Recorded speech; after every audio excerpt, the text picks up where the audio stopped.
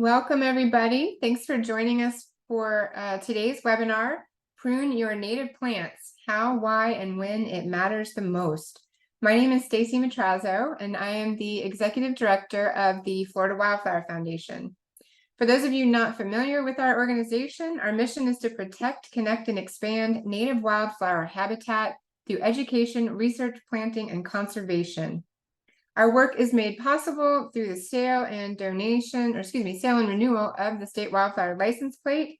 This is our old look. There's still a few of these on the road, but most of our plates have now switched to the new look.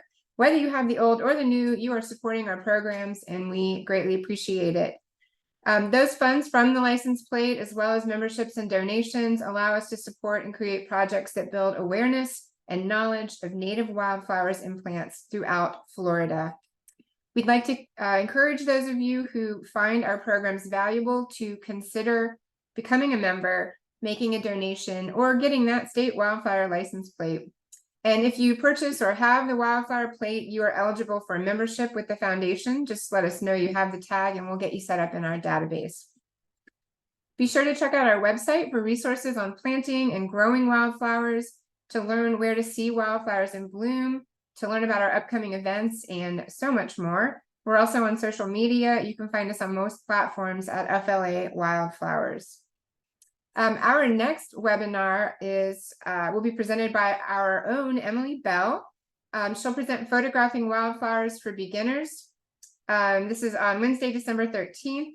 If you follow us on social media, you've probably seen some of the amazing photos she's taken. We are excited to learn from her some of the principles for taking better wildflower photos. And on December 9th, we have our annual Christmas tree cutting event in the Ocala National Forest. Join us there to learn about the incredible habitats being managed and restored in the forest. And then you'll have the opportunity to pick out and cut down your very own fresh from Florida sand pine, take it home and decorate it for your holidays. Again, be sure to follow us on social media, subscribe to our newsletter, or check out our events page, FLAwildflowers.org/events, to stay abreast of our webinar and field trip opportunities. I have just a couple of housekeeping items to go over. There's that website I added. Our event website is at the bottom of the wrong screen, but that is the right address. So housekeeping, all attendees are muted with cameras off. If you have questions, please use the Q&A feature to submit your question. You can submit them at any time during the presentation, and we will address them as time permits at the end. Yes, the chat is active, but your questions, if you have questions for our presenter, please use the Q&A to enter them. This webinar is being recorded. It will be available on our website and our YouTube channel in about 24 to 48 hours. When it is available, you will also receive an email from us with a link to the recording, along with a resource page with links and information from today's webinar. And now I would like to introduce our speaker. Through her company, Grounded Solutions, Amanda Martin has been designing and installing Florida native landscapes since 2012. Recognizing the difficulty in maintaining native landscapes without an understanding of how the plants would grow, Amanda began including a maintenance plan with all of her designs. Over the past 10 years, she's been able to observe native plants as they grow in the wild and in the urban landscapes. We are excited to have her here today to help us navigate the life cycle and pruning schedule of native landscapes. Without further ado, I will hand it over to you, Amanda. Thank you. Hello, everybody. So let's this is great. That's great.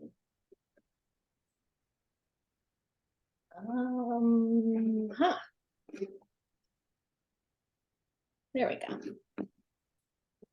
Perfect. All right. So you can see the screen and everything's working. All right. So, well, welcome to this webinar. As Stacy said, I've been taking care of native plants for about 10, 12 years and traveling around Florida, seeing how things grow. My degree is in horticultural operations, so I take a lot of interest in how things grow naturally. And the whole basis of this is how are we implementing the natural cycle into our cultivated residential landscapes? So one of the first things, I believe we can use this handout or send you the link with this handout with the video. But if you would like to go to my website, groundedsoul.com, you can go to the garden notes section at the top of the page and find a couple of free PDFs for your download and reference. One of them is Convert Your Landscape, and it's got notes on kind of like the larger style of conversion from full sod to full native. And this one is pruning notes for your natives, because I do so much maintenance, having these conversations and trying to distill what is the most useful information for the client to begin to know. And from the last conversation talk that I gave for Converting Your Landscape, the most common frustration is there's a ton of information out there. I don't know what I'm selecting to plant, how it's supposed to behave, and what it's supposed to look like. So just the sense of you're into native plants, you're starting to explore how they're performing in your landscape, and then to have somebody like me come and create some guidelines. So one of the biggest notes is to quote unquote prune like fire. Visiting natural areas and conservation land, fire is one of the ideal maintenance processes that they can put on the land. It will clean out canopies and recycle nutrients from the tops of the canopies back into the ground, and clears the way for new seedlings, light paradigms. And we now learning there's a lot of physiological relationship between actual burning of plant material and the smoke. It's sending out triggers to the plant. So these plants have co-evolved with fire, being one of their more hardcore maintenance strategies over time, that when we start to utilize plants with zero fire, not that we're going to just go and burn our landscapes, but with zero fire, the plants are not responding in the same way. And so this is supposed to kind of like open up some of that pathway. So with pruning like fire, so this is a little difficult without an audience feedback. So when you are looking at the prune like fire regime, one of the first things that you want to know is your landscape, the area that you're planning to plant in. What was the historic remnants of that? Was it a sandhill? Was it scrub? Was it an oak hammock? Was it a low-lying? Is it high or low-lying areas? And throughout Florida, we have different ecosystem maps. And the Real Florida Gardener and the Florida Association of Native Nurseries does a really great job creating ecosystem zones. And when you can select on that, you can see an easy list on their website of which plants naturally occur in that area. So the reason this is important is because if you have very dry soils and with a high sand content, and you plant maybe a wetland species in it, that plant is not going to thrive very well. And conversely, if you have very wet soils with a lot of shade canopy and you plant a very dry grass that likes a ton of sunlight, that plant is not going to perform well. So mirroring that right plant for the right place, we're looking at what is the place that you have available and how do we select the right species that's going to acclimate to that space. So that's usually a first step. Designers, Florida Wildflower, Florida Native Plant Society, Florida Association of Native Nurseries are all equipped to kind of help answer those. Even IFAS through UF is equipped to start helping you figure out what your landscape is, and what is the class of plant material that's going to do best there. So we're going to kind of walk through that handout as we go through this presentation. A lot of times when I'm talking about maintenance and how we're designing towards maintenance, we have an existing structure of a mow, blow, and go landscape. It is usually 2 or 3 guys jump out of a vehicle, they cut and mow and then blow, and as quick as they can, edge, they are gone, because it's a numbers game. How many landscapes can you get and spend the least amount of time in, and that's going to increase your profits. But through this system, it tends to have really high worker turnover. There's very low value skill there. Most people are hiring a trustworthy person to put behind a piece of equipment rather than the actual knowledge and skill set of the person running the equipment. And then by default, all of the work that they perform is usually equipment based. Nobody's going to reach down and pull that seedling, that tree seedling out of the shrub, and they're not going to pull the vine that's taking over the shrub. They're just going to prune it along with it, and they're going to cut everything fine, blow it all out, and take it away. It is really hard work, and so often these people are our lowest paid. And it takes a really big physical toll to be out there doing that kind of maintenance every day. So we've got to have some appreciation for what they're doing. My proposition is to transition the landscape towards natives.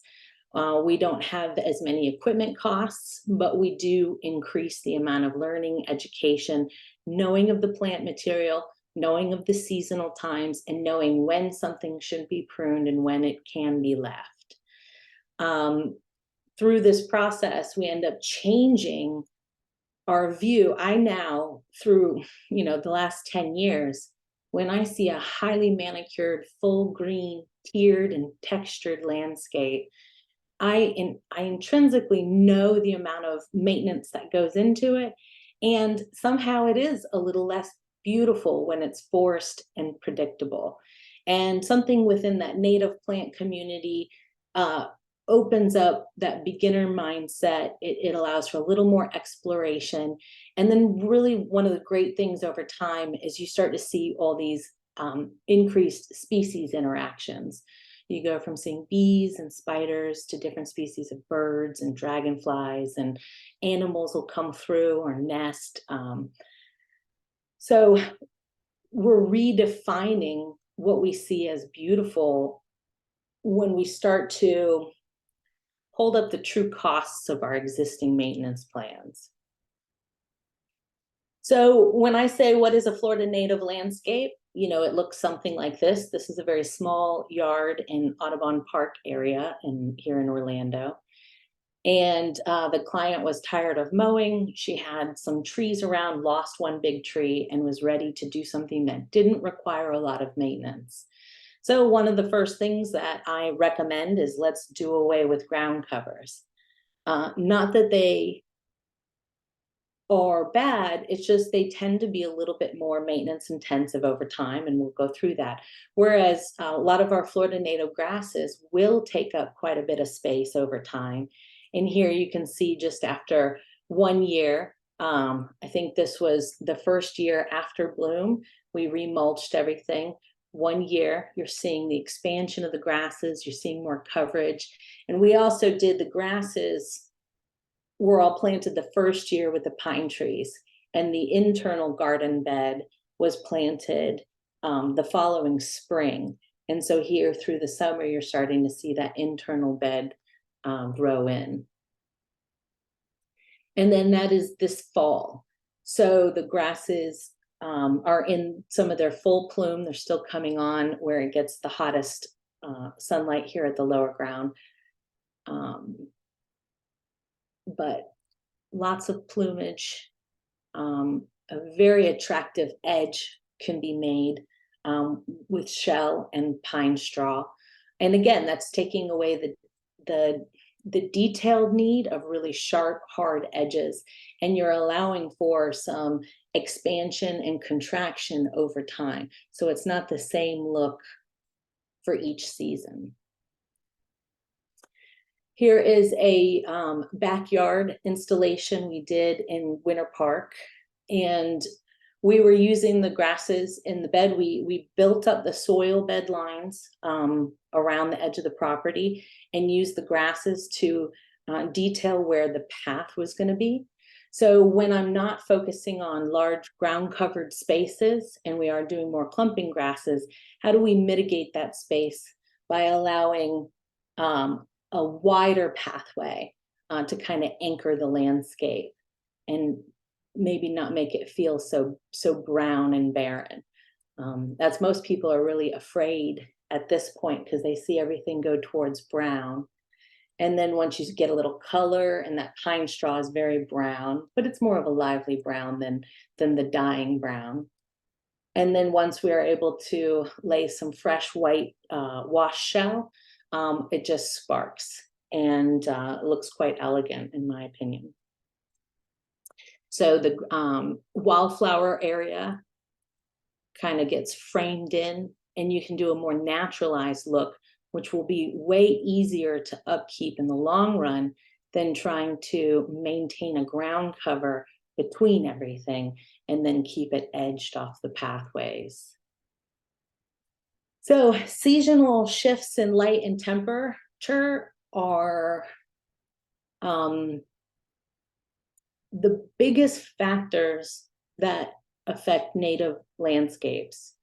So when we're going so right now we're going into fall. We're seeing a shift of the light spectrum as the sun goes lower in the sky. So even a shady plant is going to be in deeper shade. And we're also reducing the temperature slowly over time and increasing the length of our nights.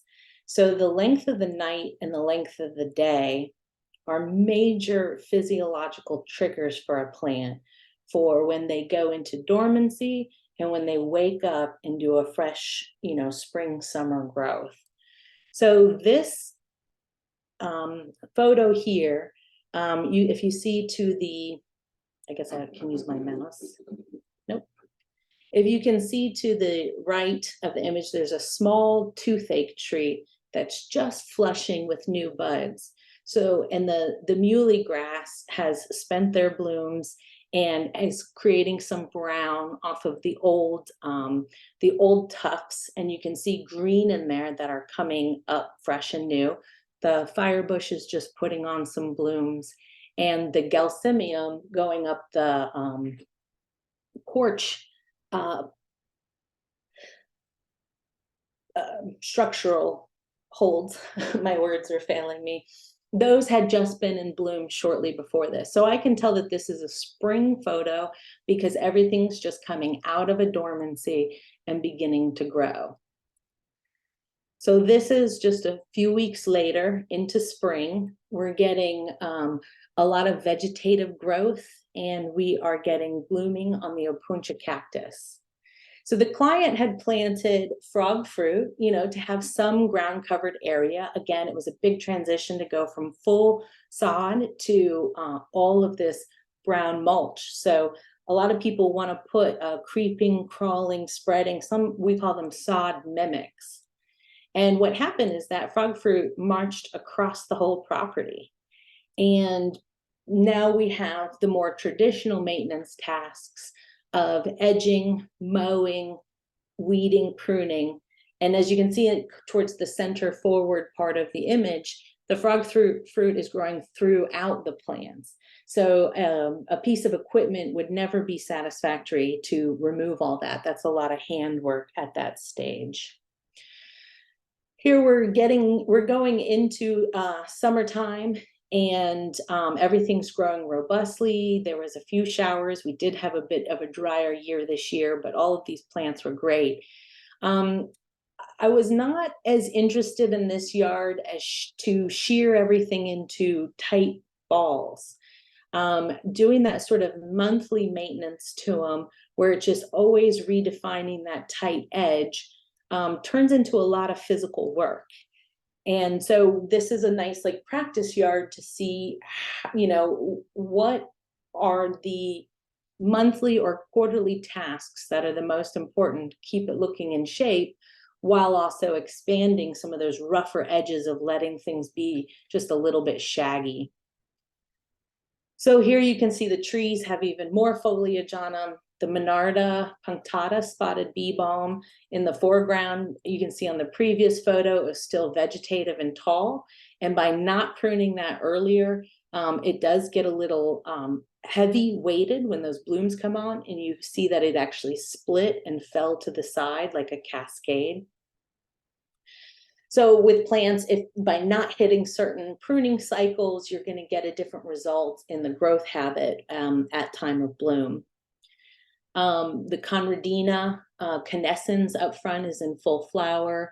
It's really like in the fall, and I took the frog fruit down very hard with a line trimmer.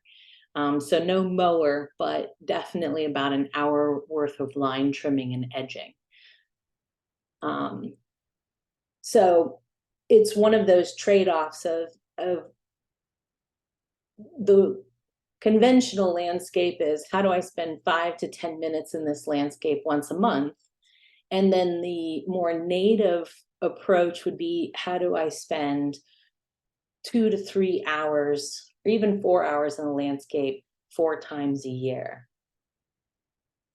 And those plum trees that are in front, you know, kind of getting that projection, those will begin to lose their leaves and actually bloom this nice, beautiful canopy if we do get our cold striation.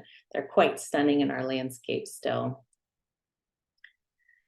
So trees and shrub establishment, seasonal pruning needs over time. So what I was able to do on this handout was start to chart what are the basic tasks I'm seeing per season. I usually encourage people to look at a clearing schedule and planting schedule based on seasonal rains. It's like easy to kill grass when it's already in a winter dormancy.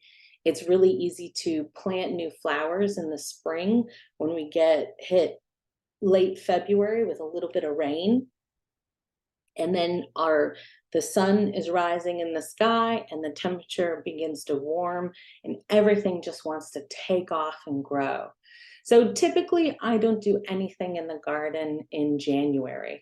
I wait till about mid-February after any real threats of freezes pass on. So that's the other thing in Florida, is every once in a while we get some freezes. And most often from my clients, they'll call me and say, okay, it's about to freeze. Do I need to cover anything? And the answer is no. You finally can just stop covering things because you've picked something that has gone through these levels of freezes already in their genetic lineage. They know how to recover. They know how to respond. They know how to drop seeds. They know how to continue growing with any threat of freeze or actual freeze coming through. So a lot of times that freeze, what it's going to do is knock the plant back. So something like the firebush, and I can kind of go, there's 2 ways I could do this. I could either march down the different months, but I might show you a few other. So firebush would naturally freeze if we get a freeze. But when it doesn't freeze, the canopy is not knocked back to the ground. And I've found that mechanically cutting the shrub off in spring, when it naturally would be regrowing from a freeze event, gives you some of the most robust foliage. The plant is adapted to kind of springing back to life like that. And I find quite a few shrubs and trees respond that well. So February, March is one of my big pruning seasons. And the other large pruning season is May, June. So we get so there's 2 different cycles we're looking at. And if you're looking at the pruning notes for natives, it's on the front page. It's annual wildflowers, perennial flowers, and flowering shrubs, because those are usually the 3 types of plants we're trying to juggle in a specific bed area.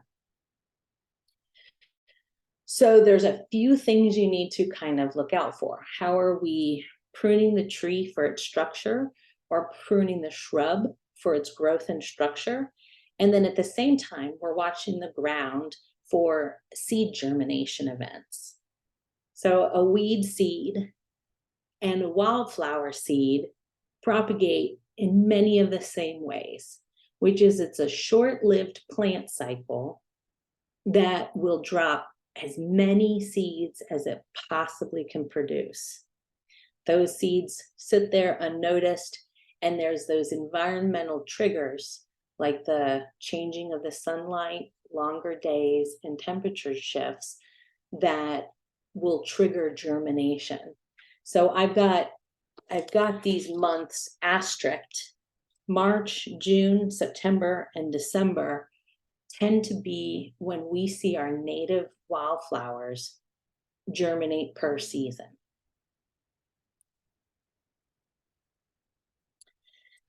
And then grouping it a little bit by quarter, you can say that spring is usually about regrowth, a lot of vegetative, you'll usually get a lot of flowering around the equinoxes because it's equal day length, night and day.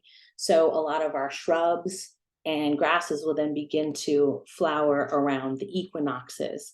So you get your annual flowers growing, and then the equinox comes, your shrubs will start to bloom, and your flowers will be fading back out, and the shrubs will have a longer bloom period to vegetative period, where the wildflowers will then have a faster, it'll be 3 or 4 times a year that you'll get a new species up, setting seed, and then goes away. And so when we're designing for wildflower gardens, what we want to do is layer different seeding wildflowers together so that you have a cascade or a succession of bloom. And then for the shrubs, these are your anchors in the landscape, which you're doing more seasonal pruning needs too. And so you'll have bigger cut days, but then less of them throughout the year. I find June is the perfect time, May and June, where if I haven't already cut something in February, March, that's when I cut it, because everything's going to grow 6, 7, 8 linear feet. Once our summertime heat, temperature, and rains come through, you get an explosion of growth. And I find most people aren't clued into that seasonal shift. So in May and June, they're like, hey, everything looks fine. I like how tall it is. I like that it's got some of these flowers still hanging on. I don't need to prune it just yet. And then 2 months later, they're like, oh my gosh, it's so fuzzy, it's so big, it's out of control. It really needs to be pruned and shaped. But now it's the hottest time of the year, and it's raining every afternoon, and it's one of the most miserable times to be outside. So by doing some heavier pruning in anticipation of that summertime growth, then we're setting ourselves ahead that in the summertime, as it flushes out, it's growing more uniformly after a nice little haircut. Doesn't need to be shaped and refined, and it's the size that you would like it to be as it's maturing into the season. So we like to play with a lot of the idea of the maximum plant size gets brought into determining how many and how far apart we plant them. So after the summertime rains, there's usually a lot of vegetative development. And then we go into September and October, and even some of November are the best flowering seasons for Florida natives.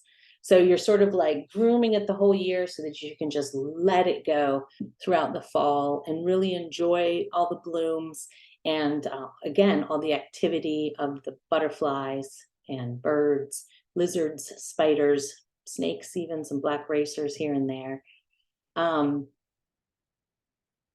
And then I actually encourage people to let things go all the way to seed. So this is where cutting some of the brown out prematurely can inhibit that future seed germination of the seed bank of you know, what you're hoping to build up. So it's no longer grasses and weeds that you care not to have in your yard, but now you're getting adventitious germination of all of the Florida wildflowers that you do want to see in your yard. So the idea of dropping native plants, you know, what does that kind of look like if we're looking at the seasons? So this was, this is my front yard. This is a muley grass that I took a photo of, and it was in full bloom. And full disclosure, I had almost killed this plant. It had been in a container for 3 or 4 months, and it had been dried out really hard. And I planted it just to see in my yard, just to see if it could actually live. And sure enough, it turned out to be one of the most beautiful muley grasses I had ever seen after I had a year of recovery. So here you can see that full array. This one had never been pruned before, so it didn't have all of that internal thatch clogging it down. And you can really see how these muley grasses want to be full domes. And I find that the domed, each kind of bloom, plume, and those spikes of the leaves are approximately 3 feet long. So when spacing these plants out in your landscape, give them 3 feet on either side, on each side, so that it can do the entire array and not just orient it so that it's just the straight up and down plume. I find a lot of commercial people are planting these so close together, and I'm seeing a lot of equipment being used to just flat top it, and they're flat topping it at 2 feet tall. And you basically just have this brown mass choking out all of the new needles trying to come through. You can see in this photo how much airspace is actually getting down into there. So the muley doesn't stay pink the entire time. It kind of emerges a little bit white and then turns this beautiful pinkish. And then as the seeds ripen, it turns a lovely, like kind of brown, white, champagne color. And with both of this is the same plant, the same year. And you can kind of see in the background, I've got a whole row of muley grass sort of planted to create some privacy from the road to the sidewalk. And then here you can see I have actually burned them down. So you can see more clearly that plant placement being 3 feet clear on either side. Some of the ones in the back were planted a little close together. At the time, I've since learned. And you can see even behind that, I chose to burn some and not burn some just to see what the difference is. And you can see a little bit of relation there, a ratio of how big they were and now how small they've gotten. This is what it looks like right after burning. And then you can see on this one what it looks like about 4 days later. So almost immediately you get white stems coming up, then they flush out green and they look super organized.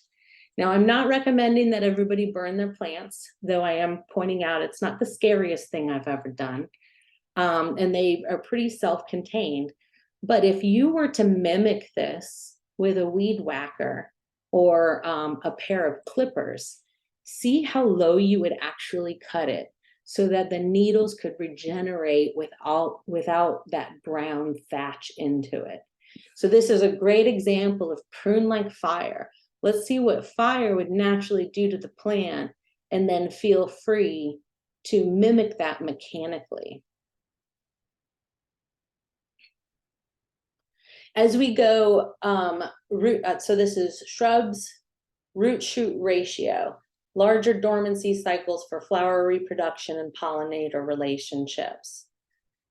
So a root shoot ratio is where a plant alternates where it sends its energy. It will send some energy down into the roots and grow the roots a little longer. And those extra roots will grab a few extra nutrients. And there's just a little bit more of a stronger punch as it sends those nutrients up into the new foliage and the flowers. And that's where you get that foliage expansion from. It's the shoot ratio. And it kind of alternates, little for the roots, little for the shoots, little for the roots, little for the shoots. By the time it's spending its energy on flowers and berries, all of the energy is going to that berry production because every plant is obsessed with propagation. They're doing everything to just make sure they survive again and again. So again, instead of looking like a more traditional landscaper saying, oh, this plant doesn't, isn't going to live, this plant needs this, you put it in a box, you set it there, it stays the same way, we shear it into the box every single month, and that's what it is. These native plants are a little bit more of like, hey, I already want to grow, how can you help me thrive? So natives, in some sense, become easier to grow than our Asian and other tropical plants that are so commonly found in our landscapes. So understanding the plant just a little bit more can help us in how to make it look magnificent in the landscape. So this is firebush, which there is a dwarf firebush on the market. And I've had several of my clients be like, don't give me a firebush. I already have one and I don't like it. It's too big. It never flowers. I have to cut it all the time. And that's because they have this dwarf firebush that's got flesh, like greener leaves.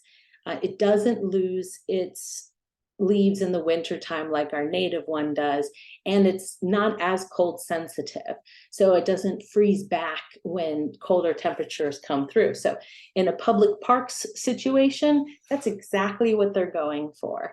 But as far as our native pollinators, they're used to the nectar content of the native firebush and the berries. I'm sure they both provide berries, but it seems like the native ones provide a lot more berries. And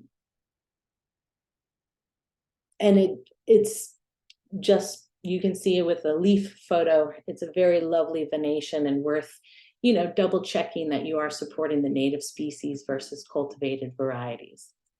So again, you can see in the lower section, when I prune it down, which you can see there's multiple years of pruning there, you can see old cuts and even older cuts. I cut it down so hard, and within days, you can start to see the new shoots growing out. And then within a month or two, it's at a good 1.5 feet, 2 foot tall. And then 4 or 5 months later, without ever having pruned it again, it's got a nice symmetrical array. Lots of air can get in there, lots of pollinator opportunities. Birds can fly in and out of it for protection. And it just does really well. And that's just one pruning one time in mid-February. And I let the shrub go for the rest of the year. Beautyberry is another really common shrub. Yaupon holly is in this photo. Yaupon is a really great screener tree. It tends to have multi-trunks, though it can be cultivated to have a single trunk and be treated like a specimen tree. I think I'm still practicing on yaupons, but with the multi-trunk style, my process is going to be to cut any tall leaders all the way to the ground and start rotating some of that height and making it reflush from the base, just like it would occur in a fire. I've also been told that they're incredibly inflammatory, even green. I have not experienced this myself yet, so I'm not trying to practice in my landscape, but I thought I could cut some, put it in a fireplace and see how it goes up. But the idea that it would be super sensitive to fire tells me something about the maintenance of it, which means at a certain time when fires would naturally roll through the area, I could defoliate this tree, I could cut it to the ground, and it should replenish perfectly fine. So instead of shaping and trimming and cultivating, I can get a 3 or 5 year root system on a plant and then cut it really hard at the base, causing it in the springtime or summer, just before the summer rains, it would reflush thicker and regrow maybe that privacy hedge that I wanted that had maybe grown out of. So again, with all these maintenance strategies, we're not looking at just when do I cut, how do I cut, but we're looking at the longer term cycle of the plant. If it's going to live for 15, 20, 30, 80 years, There's some cycles of regeneration that are going to be really beneficial to induce. But if it's a wildflower and it's only going to grow for 3 months of the year, we're going to take a different strategy of cultivation to create that seed bank versus pruning and deadheading needs. So back to the beautyberry. This is probably a 3-year-old beautyberry.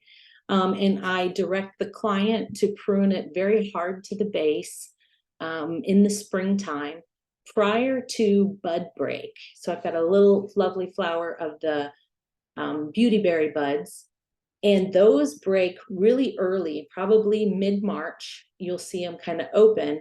And once I start to see one of them come through, that's when I know I'm hitting my window. If I don't trim this plant right now, I'm gonna miss my window because it doesn't rebloom throughout the year. It blooms in the spring. It holds those berries green as they mature and develop.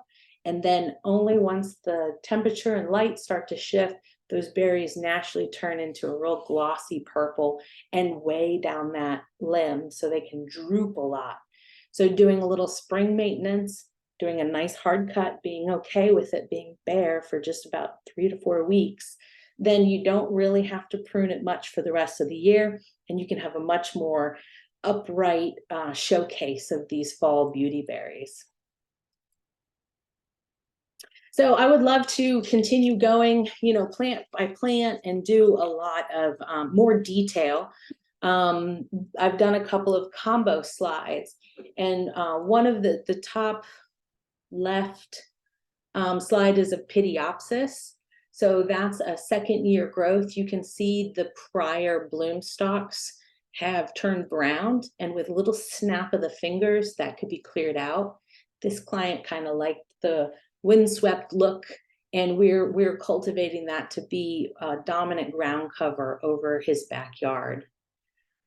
Twin flower as a sod mimic is actually easy to mow and prune with a weed whacker.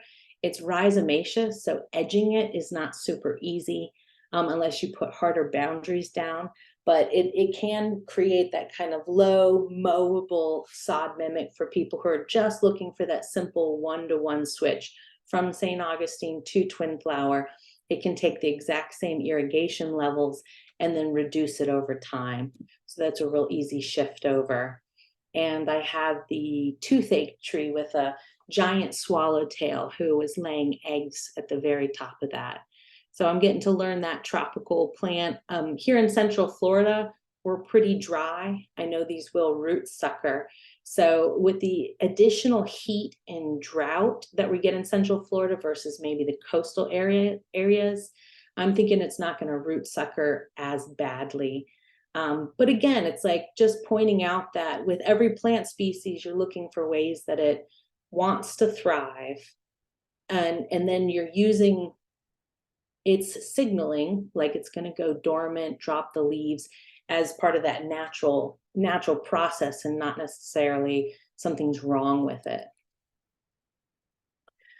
Wildflowers are the most sought after native plants, and they are definitely the highest maintenance.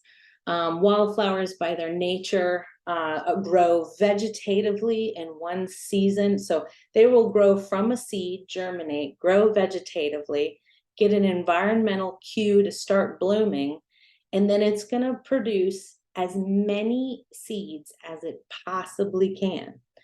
So when you stop that cycle and you deadhead a flower right after it's lost its petals and it's just starting to set seed, it's so anxious to get more seeds out there, it'll double the amount of blooms.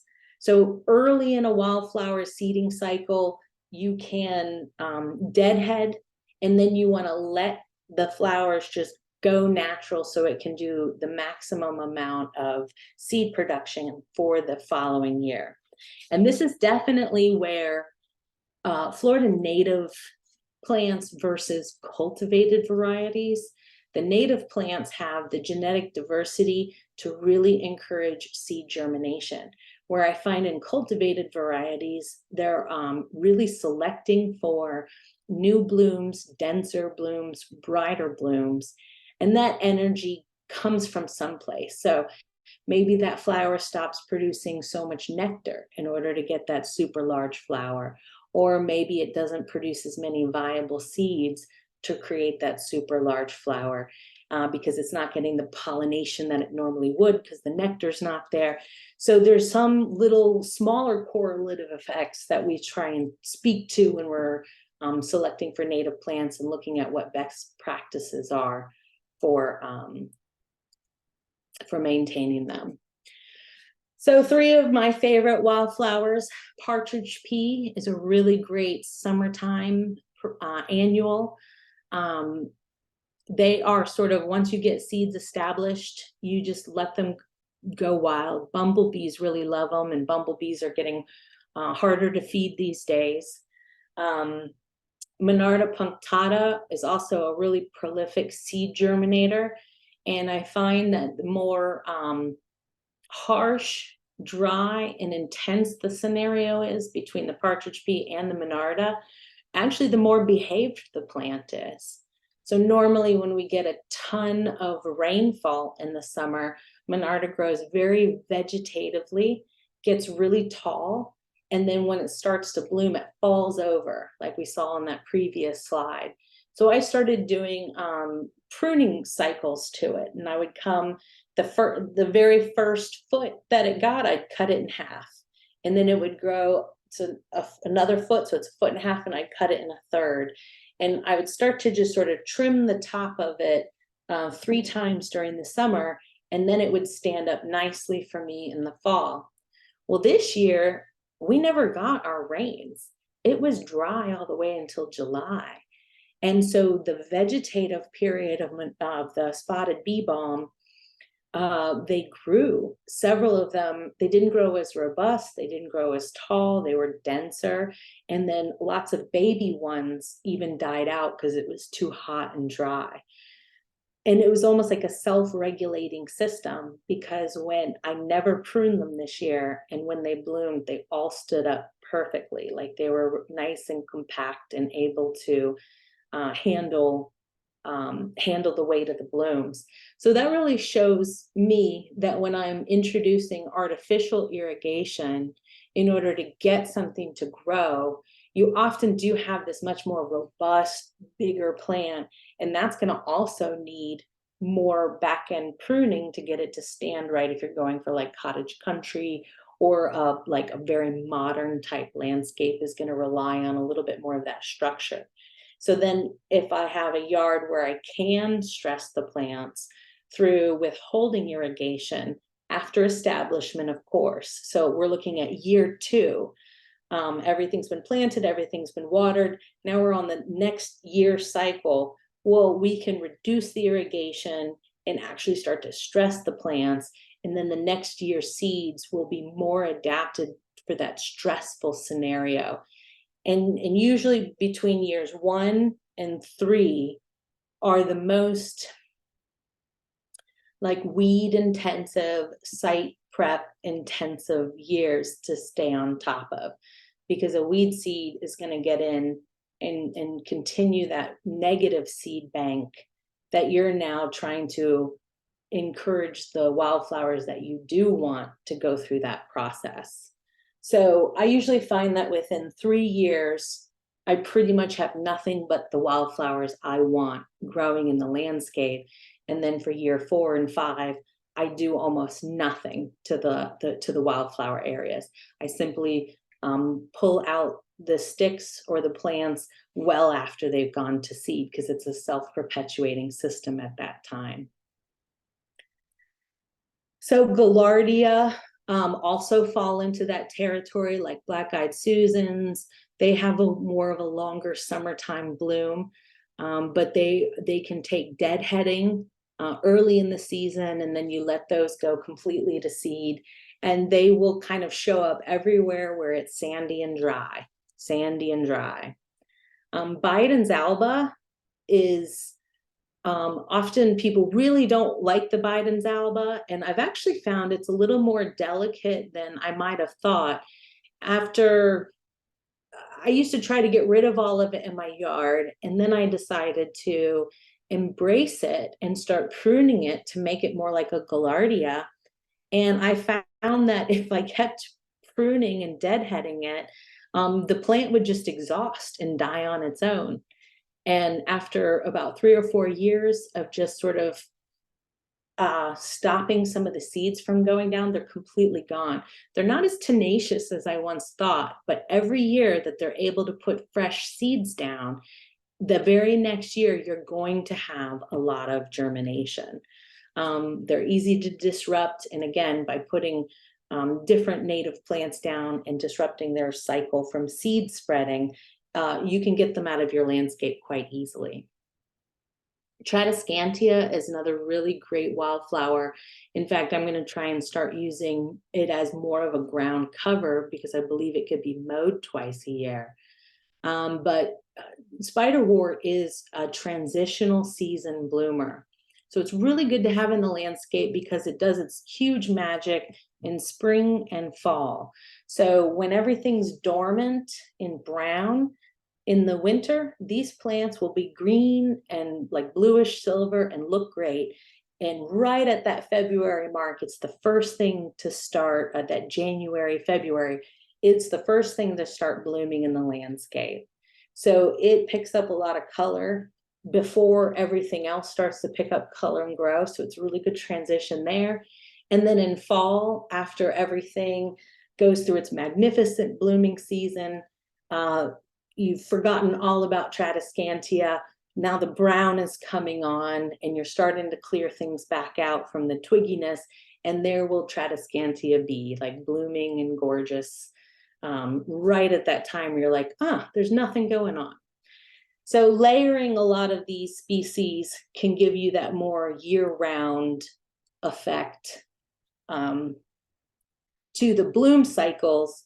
But keep in mind, just about every plant has an off season where it's a little colder, it's just a little bit beaten down, there's weed seeds sort of growing everywhere. And to understand that some of those weeds are actually our native wildflowers. They're just in a winter bloomer, so you don't see them very often, like toadflax I have in these photos. And then I've started using some of the brown sticks. I'm very slow to get rid of them, understanding that birds use these things to weave nests. They can become protective canopy for animals in the cold and winter. There's over time, I've allowed these, twigs to kind of continue growing. And it's just changed the sense of like what I find beautiful and finding that little speck of, if I was walking through Wekiva, I would be seeing some of this naturalized shift from green to brown and then from brown to green. And I find it so much fun to start to see that in my own personal landscape and spreading it to you guys. So that is my presentation.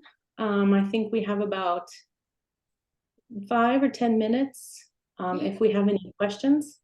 Yeah, we have a few minutes. We have a lot of questions. I've tried to go through and kind of combine them because a lot of people are asking very similar things. And to everyone who has a question, if we don't get to it today, we will get these questions out to Amanda and we'll figure out the best way to respond to you. So never fear, your questions will get answered. One of the questions I'm seeing a good bit is about the burning. How are you burning? Are there rules that we need to consider or laws regarding that? Precautions that need to be taken if you are going to burn your plants? Yeah, I mean, I would say use a lot of precautions. I'm not encouraging anybody to set fire to anything. In sometimes in my design, I position plants like in my yard, it's between the sidewalk and the street. So there's no structures around, and it was for specifically to experiment with this. But through burning a few times, I mean, I have some people who have bought propane tanks and torches. And I find, if you think about wildflowers, it's a lightning strike. It's a low, it's a low burn over the landscape.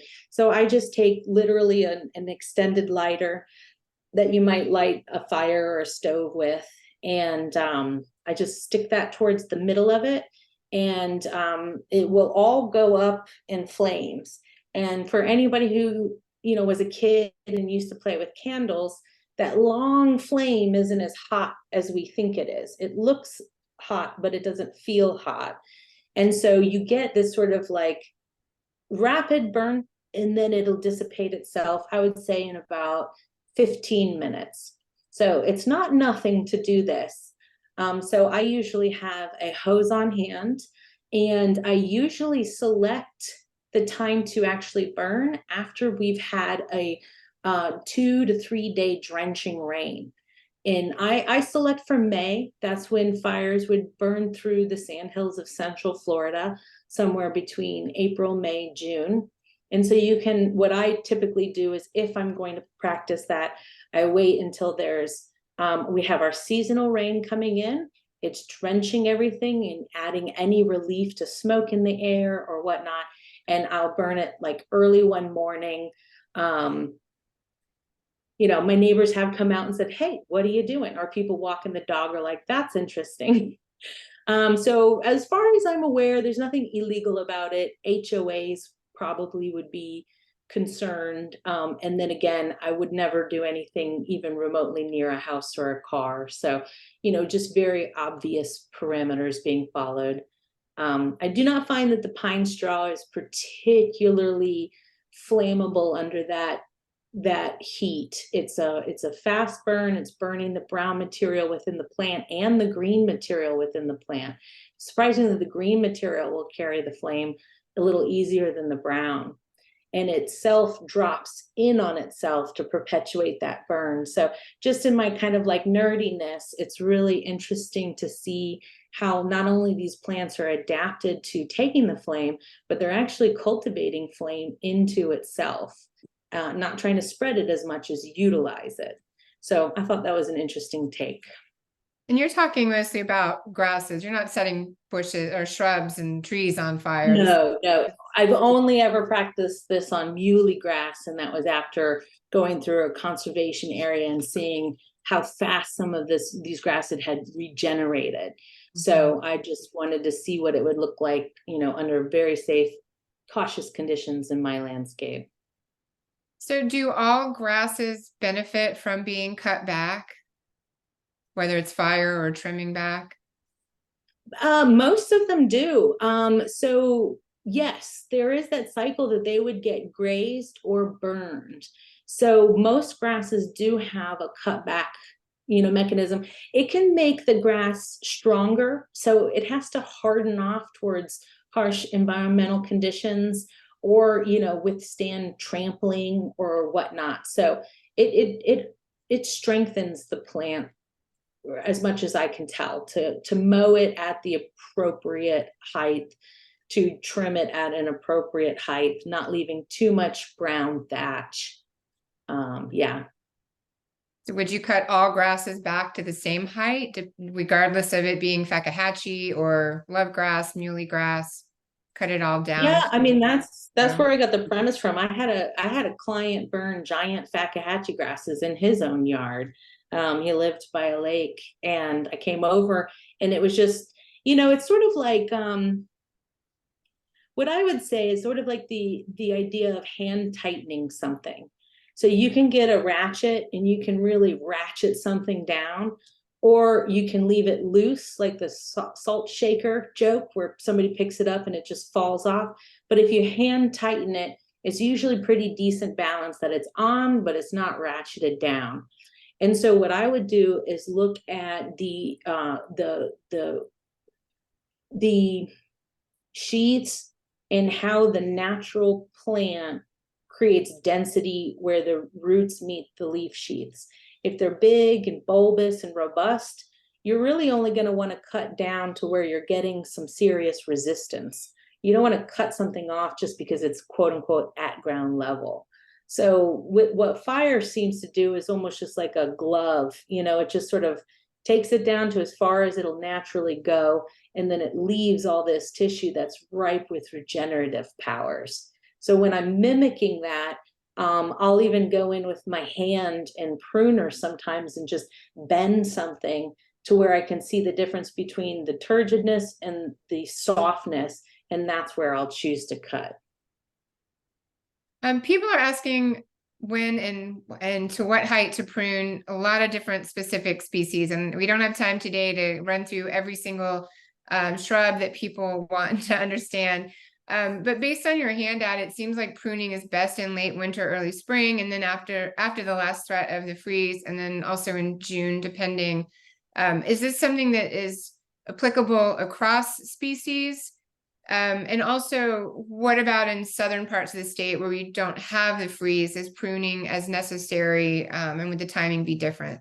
I know that's a lot of questions in one, but Yeah, I mean, so what I would say is if my purpose was a privacy hedge, right? If you're substituting a viburnum for a yaupon or firebush or beautyberry or that privet gets put in there. Simpson stopper is really great as a privacy hedge in our area. So the idea is that in February, after the threat of freezes, you do a hard cut. So you somehow like kind of you bring it all the way back because you're imagining 2 feet of growth throughout the summer. So you're cutting it real hard so it can make up the difference and grow a little bit more. And if you Google root shoot ratio, they've been doing it for azaleas and a lot of other regenerative plants. Like it's like every 5 years, you cut it a little harder and then you let it grow a little bit more and you just kind of trim and maintain it. But every 5 to 10 years, you actually do overall reduce severely the canopy. So you probably don't need to cut everything really hard in February every year if it's like a Simpson stopper where it's vegetative, green, whole evergreen. And then what you do, so that would be like the February, March pruning. And then what I would do in June is do the tipping lining. That's where you're getting things shaped. If it's an aggressive grower, you can cut it a little harder. If it's a very slow grower like Simpson stopper, you can either leave it or just give it a light shearing so that as it grows out uniformly. That's kind of like the general makeup of what I'm trying to promote with these plants. And then the idea like a sandhill would only burn every 5 years and a scrub burns every 10 years. So you start thinking about like saw palmettos. So I use those a lot. I don't have to prune those ever, but I'm starting to get a practice of every 5 years, I just cut all the fronds off and cut the trunks back, stumps back as much as I want, and then let it regenerate. So that's where it's like, it turns into a low maintenance. Instead of having a viburnum hedge that I'm shearing every month, I now have a saw palmetto hedge that I cut once every 10 years. big difference. Yeah. We're still getting a lot of questions in, and we're really running up on time here. But I do want to ask one question that I get this a lot too, and I'd like to hear your answer. Someone asked, what's your reaction to the statement, native plants need less maintenance than non-natives?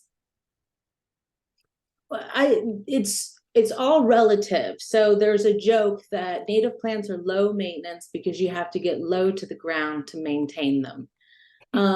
They take low maintenance because you're not watering them as much, so they're not going to have as much adventitious growth throughout each season. They're low maintenance because you want the plant to look like that. And it's not an accident that it's brown and, maybe by comparison to a brightly lit green yard, not as pretty. So there's different ways to accept the idea of low maintenance. And when I first got into this, I took it to mean literally you have to do less things. And it's simply not true, because what I'm not doing in the landscape, I'm looking stuff up and I'm learning about it. So understanding what the plant is quote unquote supposed to look like versus what I wished it looked like all the time was one of the first adjustments that I had to go through with clients, and making sure that they are okay with some dormancy cycles. Good answer. Okay, so we're gonna wrap this up. There are a lot of questions outstanding that we can download them when we get the recording of this, and we will get with Amanda to get answers to everyone. What is your range? People are also asking about your services through Grounded Solutions. What's the range of area that you cover to do design or any of your services? I'm all over Central Florida. So it's just, if you're, a little further outside Orlando, I might add a little bit more of a travel charge. For people in South Florida, I mean, one of my goals was to begin sourcing plants from South Florida and have an excuse or an opportunity to come down there. Maybe I give a Native Plant Society a talk, and I can come down and do consultations and advisement on the ground. And then we can do things over Zoom and with phone calls and emails, to kind of support. My goal is to support the DIY client, the ones who want to do it themselves. You're looking for that catered explanation and just that jump start of, hey, I'm already on the right foot with where I want to go. And that's what I'm most useful for. I'm not the most useful to be the person who's pruning your landscape. And so hopefully with this talk, we can get more people interested in doing it themselves. And I'm happy to coach and travel and figure out what makes sense for you, me, and the environment. Awesome. Well, thank you so much, Amanda. Again, we'll get these questions worked out. We'll include Amanda's handout and her website in our resources, so you'll have the ability to contact her and see the materials that she's put together as well. Again, this is being recorded, and the recording and the resources will be emailed to everyone within 24 to 48 hours. And yeah, thank you. If you like what you saw, please also consider supporting the foundation at flawildflowers.org. And we will see you all next month. Thank you, Amanda. Thank you. Bye-bye. Bye.